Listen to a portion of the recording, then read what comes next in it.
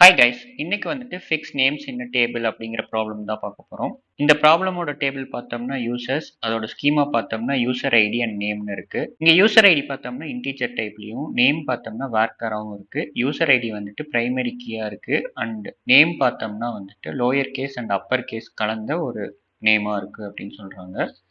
And next பார்த்தோம்னா question, write an SQL query to fix the name so that only the first character is uppercase and the rest are lower case அப்படின்னு சொல்லியிருக்காங்க.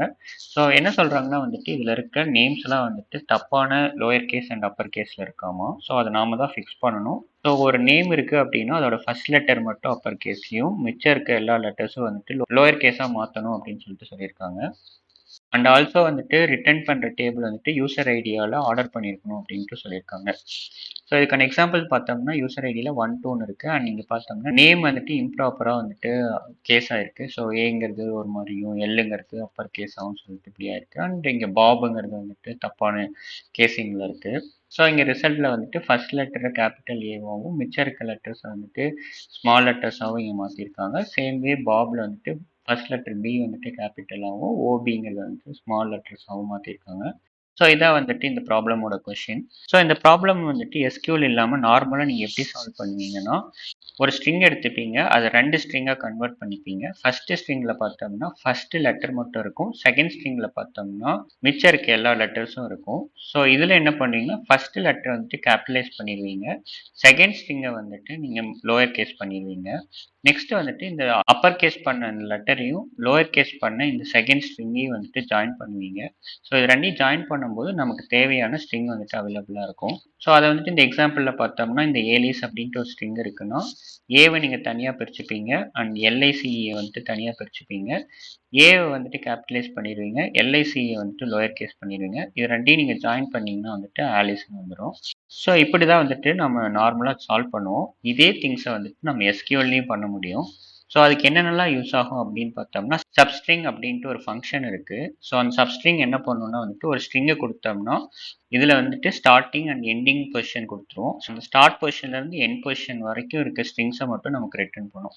So இதோட syntax எப்படி இருக்குன்னா substring open parenthesis and என்ன string, அதுக்கப்புறம் starting value, அதுக்கப்புறம் ending value. So இந்த ending value வந்துட்டு ஆப்ஷனல் தான். ஸோ நீங்கள் எண்டிங் வேல்யூ கொடுக்கல அப்படின்னா வந்துட்டு நீங்கள் கொடுத்த ஸ்ட்ரிங்கோட எண்டு வரைக்கும் பார்ஸ் பண்ணிக்கும். ஸோ இதை வச்சுட்டு நீங்கள் வந்துட்டு ஒரு ஸ்ட்ரிங்கை 2 ஸ்ட்ரிங்காக நீங்கள் கன்வெர்ட் பண்ணிடுவீங்க.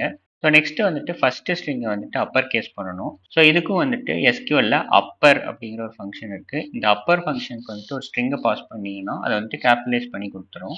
ஸோ அதை வச்சுட்டு நம்ம ஃபர்ஸ்ட் லெட்டரை வந்துட்டு கேபிட்டலைஸ் பண்ணிடலாம். நெக்ஸ்ட் வந்துட்டு செகண்ட் ஸ்ட்ரிங்கில் இருக்க எல்லா லெட்டர்ஸையும் லோயர் கேஸ் பண்ணணும். இதுக்கும் வந்துட்டு SQL-ல லோயர் அப்படிங்கிற ஒரு ஃபங்க்ஷன் இருக்குது.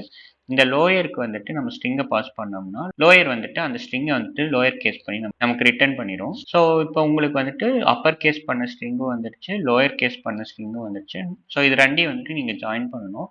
ஸோ இந்த ரெண்டையும் ஜாயின் பண்ணுறதுக்கு வந்துட்டு MySQL-ல வந்துட்டு concat அப்படின்ட்டு ஒரு ஃபங்க்ஷன் இருக்குது. ஸோ இந்த concat ஃபங்க்ஷனுக்கு வந்துட்டு நீங்கள் மல்டிபிள் ஸ்ட்ரிங்ஸை இன்புட்டாக கொடுத்தீங்கன்னா கொடுக்குற எல்லா ஸ்ட்ரிங்ஸையும் வந்துட்டு ஒரு ஸ்ட்ரிங்காக மாற்றி உங்களுக்கு கொடுத்துரும்.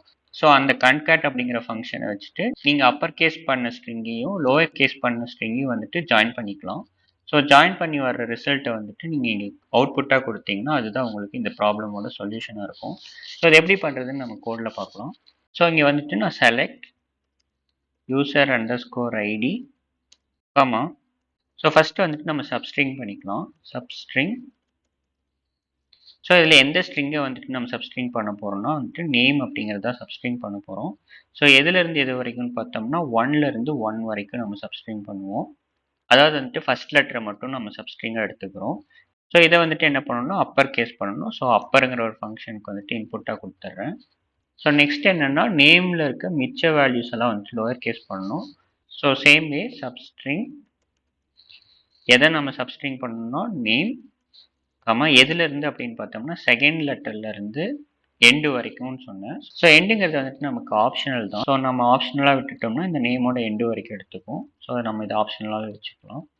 அண்ட் இதை வந்துட்டு நம்ம லோயர் கேஸ் பண்ணணும். ஸோ லோயர் அண்ட் இதை வந்துட்டு நம்ம ரேப் பண்ணிக்கலாம். ஸோ இப்போ வந்துட்டு உங்களுக்கு அப்பர் கேஸ் பண்ண ஃபர்ஸ்ட் ஸ்ட்ரிங்கும் லோயர் கேஸ் பண்ண செகண்ட் ஸ்ட்ரிங்கும் உங்களுக்கு இருக்குது. ஸோ இது ரெண்டையும் நம்ம கன்கேட் பண்ணிக்கலாம். ஸோ concat அப்படிங்கிற ஒரு ஃபங்க்ஷனை வந்துட்டு ஓப்பன் பண்ணி க்ளோஸ் பண்ணிக்கிறேன். ஸோ இது வந்துட்டு நம்ம 2 ஸ்ட்ரிங்கையும் வந்துட்டு ஜாயின் பண்ணிரும். ஸோ கான்கேட் பண்ணும்போது 2த்துக்கும் கமா மறந்துடாதீங்க. ஸோ கமா குடுத்துர்றேன். ஸோ இது வந்துட்டு உங்களுக்கு நேம் அப்படின்னு பிரிண்ட் பண்ணணும். ஸோ நான் ஆஸ் நேம்னு சொல்லிட்டு ஏலியாஸ் குடுத்துர்றேன். ஸோ இது எங்கேருந்து வருது அப்படின்னு பார்த்தோம்னா, யூசர் அப்படிங்கிற ஒரு டேபிள் இருந்து தான் வருது.